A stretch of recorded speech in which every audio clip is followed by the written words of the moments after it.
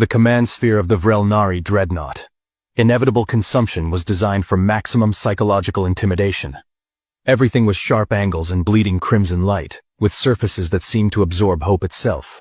General Crixthak stood at the center of it all, his forearms crossed in what every species in the known galaxy recognized as a posture of absolute authority.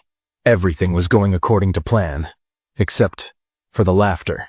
"I'm sorry," the human ambassador wheezed, doubled over in the diplomatic pod they'd installed specifically for this confrontation. "I'm sorry. But did you just say your species evolved on a planet with 3% gravity?" Crixthak's translator implant crackled with irritation. "Yes. We are born in the gentle embrace of our homeworld, Vrelnar, where even the weakest among us can leap mountains and—" "You're made of styrofoam," Ambassador Diana Vance interrupted, tears streaming down her face. "Oh my God. You're basically sentient pool noodles." The general's second-in-command, Sub-Commander Vexler, leaned toward him. "Sir, what is a pool noodle?" "I don't know, but I suspect we're being insulted."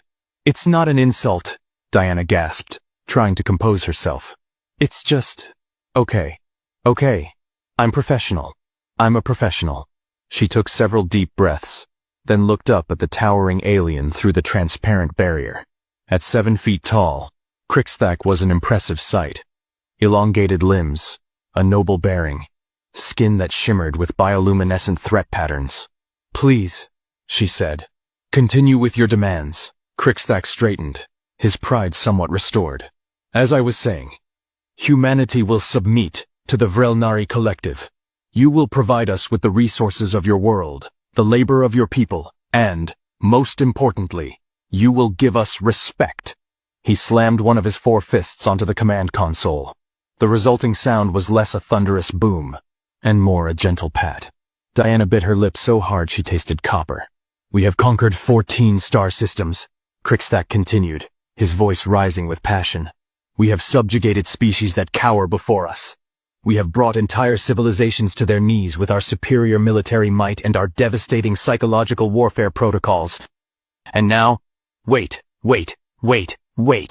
Diana held up a hand. "Psychological warfare protocols?" "Yes!" Crixthak gestured grandly, and holographic displays sprang to life around the command sphere. "Behold, the Terror Doctrine!" The first image showed a Vrelnari warrior, admittedly impressive in full battle regalia, standing atop what appeared to be a very small hill. The caption, helpfully translated, read, "Witness our power. We have conquered this elevation." Diana made a sound like a dying goose. "Are you ill?" Vexlar asked with what might have been genuine concern. No, I'm fine. Please, show me more." Crixthak, interpreting her watering eyes as tears of fear, expanded the display. "This is footage from our conquest of the Zilmari home system. Watch as we demonstrate our physical superiority." The video played. A Vrelnari squad advanced on a fortified position in what they probably thought was a terrifying charge. To Diana's Earth-trained eyes, it looked like someone had filmed a nature documentary on the moon and sped it up to 1.5x speed. They bounded forward in graceful, slow-motion arcs, firing weapons that made impressive light shows but seemed to do minimal actual damage. "That one leapt 30 meters, Crixthak announced proudly. "In how much gravity?" 0.8 standard. Why? Diana pulled out her personal data pad, a move that caused every weapon system in the room to track her, which she ignored, and did some quick calculations. "So that's like a human on Earth jumping about 3 meters. We have athletes who can do that without power armor." "Impossible. I can literally show you videos." "Lies!" Crixthak's threat patterns flashed an angry magenta. "This is exactly the kind of psychological resistance we were warned about. Humans are known for their deception." "Or," Diana said, warming to the topic now, "hear me out here. You've been conquering species that evolved on low-gravity worlds, and you've literally never encountered someone who can just push you over." The command sphere went very quiet. "Sub-Commander," Crixthak said slowly, "pull up the files on all 14 species we've subjugated." Vexlar's manipulator appendages danced across the holographic controls. Data streamed across the displays. The Zilmari, 0.7 standard gravity. The Felonians, 0.6 standard gravity. The Quar Collective, 0.5 standard gravity. And they were mostly gas-based anyway. "Huh," said Vexlar. "What is Earth's gravity?" Crixthak asked. though from his tone he already suspected the answer. "One standard gravity," Diana said cheerfully. "It's why it's called standard. We're the baseline." That's not... Actually, it's 1.02 standard if you want to be precise about it. The general's bioluminescence went through several colors that didn't have names in human languages, finally settling on what Diana's briefing materials had described as existential dread purple. "Show me your combat footage," Crixthak demanded. "I want to see these supposed physical capabilities." Diana grinned. "Sure thing. Computer, pull up historical Earth combat footage. Let's start gentle. Show them the 2018 World's Strongest Man competition." The holo display shifted. The Vrelnari command crew watched in silence as a human named Hafthor Bjornsson, who stood 6 feet 9 inches and weighed 450 pounds, deadlifted 1,104 pounds of metal. "What is the gravity of this footage?" Vexlar whispered. "Full Earth standard," Diana confirmed. "That's about 501 kilograms he's lifting. For fun. As a sport. That is more than I weigh," Crixthak said faintly. "Oh, we're just getting started. Computer, show them the 2023 UFC Heavyweight Championship. No, wait, show them literally any game of professional rugby." The footage played. The Vrelnari watched in growing horror as humans collided with each other at full speed, hitting with forces that would have liquefied a Vrelnari warrior on contact.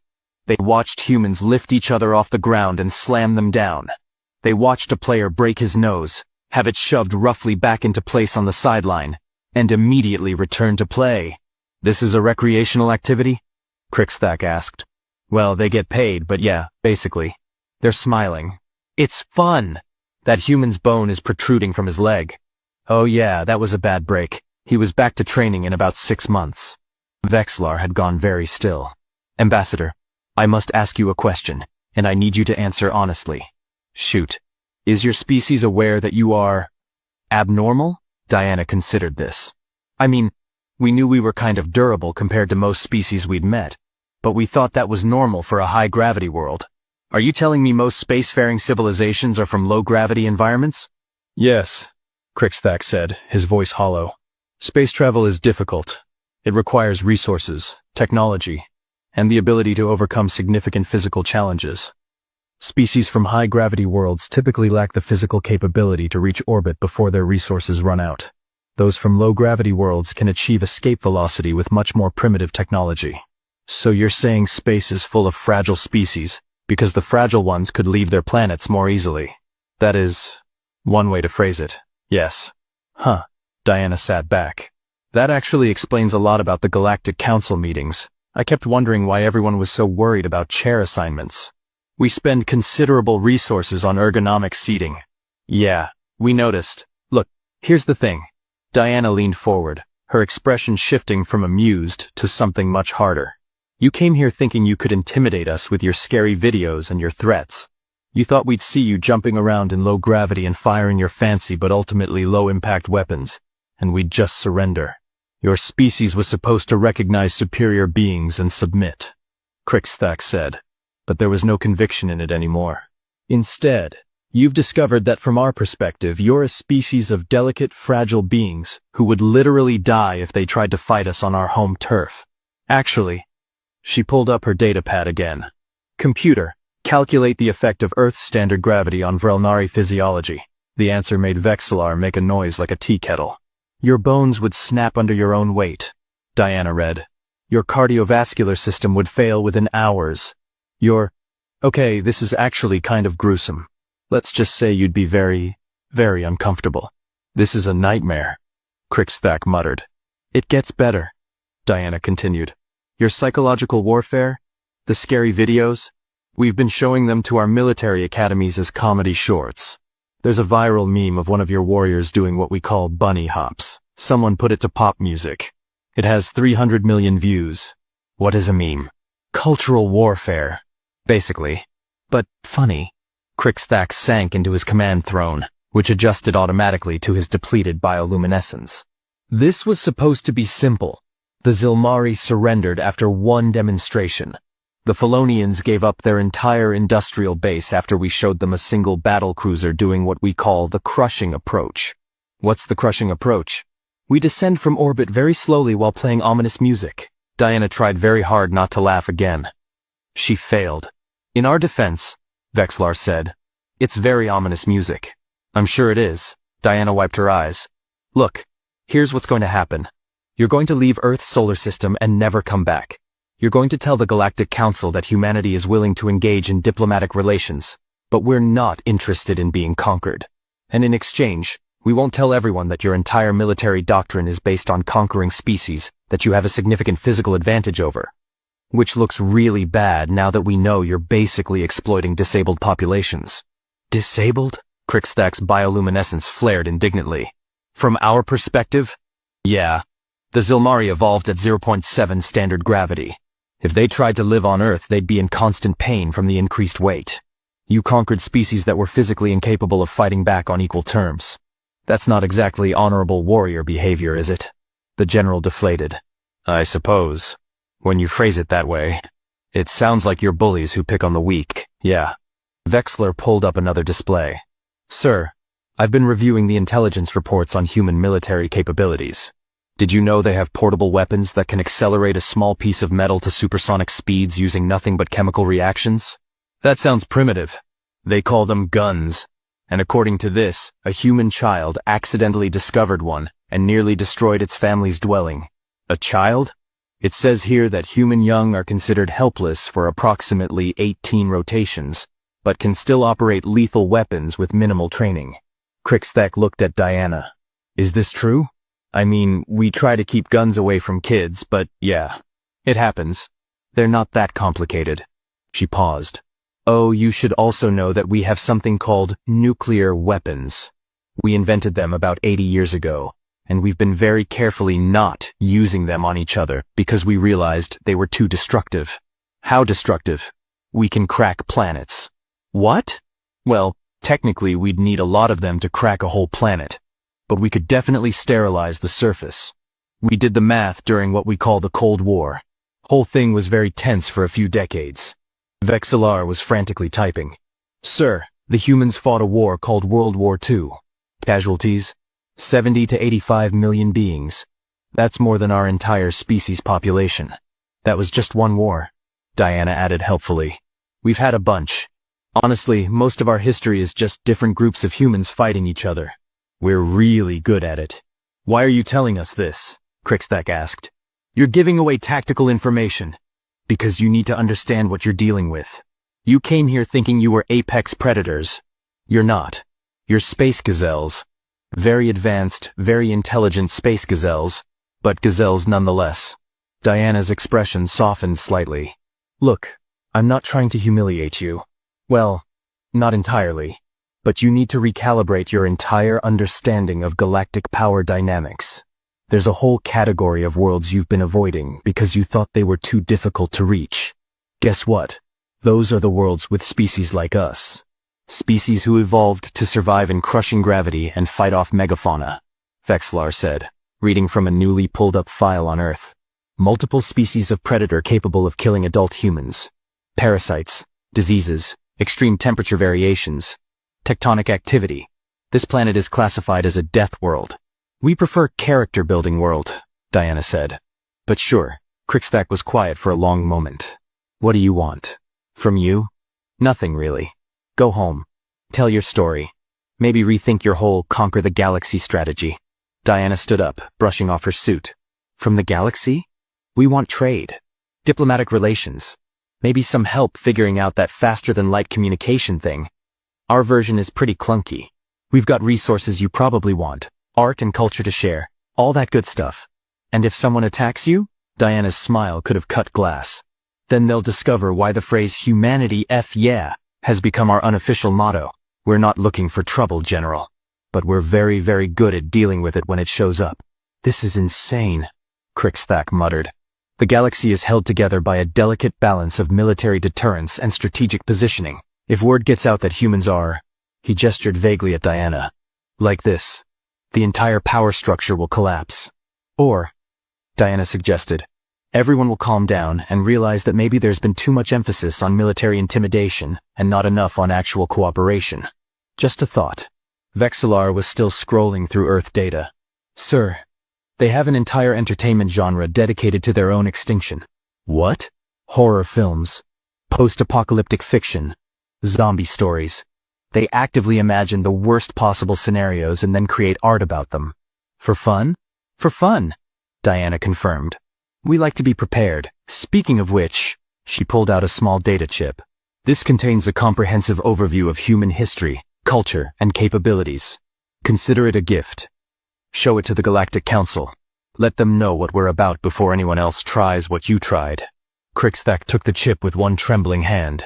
You're not going to invade anyone, are you? Why would we? We're barely organized enough to govern our own planet.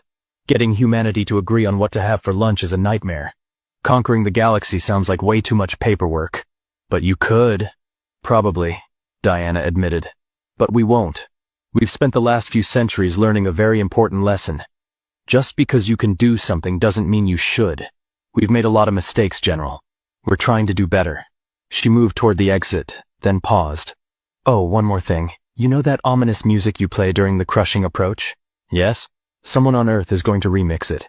It's going to be a club hit within 6 months. I'm sorry, I don't make the rules. That's just how my people operate. I don't know what a club is. Recreational establishment where humans gather to engage in rhythmic movement while consuming mild toxins. That sounds horrible. It's fantastic. You should try it sometime. We can probably rig up a low-gravity chamber for you.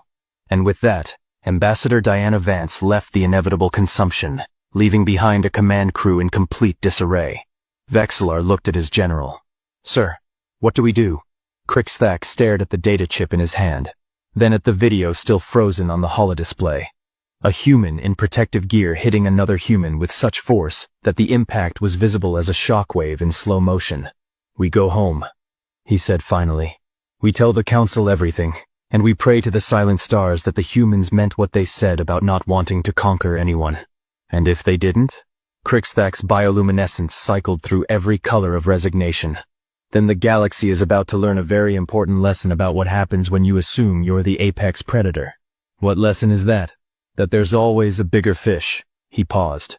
Or in this case, a denser one. 3 months later, the Galactic Council convened for an emergency session. Representatives from 200 species crammed into the council chambers, all of them having watched the footage from the inevitable consumption.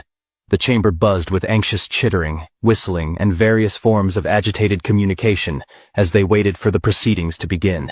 The chamber fell silent as Ambassador Diana Vance approached the central podium, her footfalls audible in a way that made several delegates flinch. Each step a reminder of the bone density required to survive on a high-gravity world. Hi everyone, she said cheerfully. I know there's been some concern about humanity's place in the galactic community. I'm here to address those concerns and hopefully start some productive dialogues about mutual cooperation. You can crack planets! Someone shouted from the back. Well, yes, but we don't. You fight each other for recreation. Sometimes. We also make art and build cities and write poetry. We're multifaceted. A Zilmari representative stood up, their voice trembling. Your species evolved in what we would consider a high-pressure death trap. How can we trust that you won't simply take whatever you want? Diana considered the question carefully. Because we've learned that trust and cooperation get better results than force. Because we've seen what happens when strength is the only virtue that matters. And we don't like it. Because despite everything, despite our history of violence and our capacity for destruction, we actually want to be part of something bigger than ourselves. She pulled up a holographic display. This is the Voyager Golden Record. We launched it into space in 1977. Before we even knew there was anyone else out there. It contains music, images, greetings in multiple languages, a message to whoever might find it. We weren't trying to intimidate. We were trying to say, hey, we exist, and we hope you exist too, and maybe we can be friends. The chamber was quiet. We're not perfect, Diana continued. We're probably going to make mistakes. We're definitely going to be weird by your standards. But we're also capable of incredible kindness, creativity, and cooperation. We've spent our entire history fighting against our own nature, trying to be better than we were. And if you give us a chance, we'll spend our future trying to be good neighbors. Crixthak, attending as a witness, stood up. His bioluminescence was a subdued blue. What Diana had learned was a color of honesty and vulnerability among his people. I can confirm that the humans are sincere. They could have destroyed my fleet.